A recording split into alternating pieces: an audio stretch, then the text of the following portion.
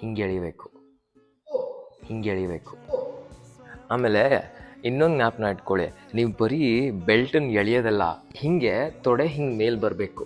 First ಹಿಂಗೆ ನಿಂತ್ಕೊಳ್ಳಿ ಆಯ್ತಾ. ಇದು ನಿಮ್ಗೆ ಹೇಳ್ಕೊಡಿ. ಇದಕ್ಕೆ ಹಾಕ್ಕೊಳ್ಳಿ ಪಾದಕ್ಕೆ.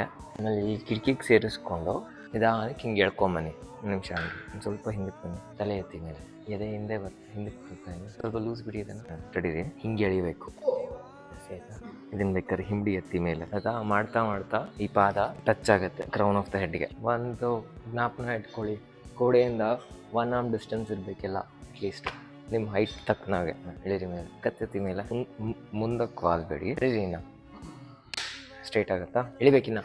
ಆಮೇಲೆ ಇನ್ನೊಂದು ಜ್ಞಾಪನ ಇಟ್ಕೊಳ್ಳಿ, ನೀವು ಬರೀ ಬೆಲ್ಟನ್ನು ಎಳೆಯೋದಲ್ಲ, ಹಿಂಗೆ ತೊಡೆ ಹಿಂಗೆ ಮೇಲೆ ಬರಬೇಕು. ಅರ್ಥ ಆಯ್ತಾ. ನೀವು ಬರೀ ಪಾದನ ಎಳಿತಾ ಇದ್ದೀರಾ, ಇದು ಹಿಂಗೆ ಬರಲಿ ಮೇಲೆ, ಅವಾಗ ನಿಮಗೆ ಎತ್ತಿನ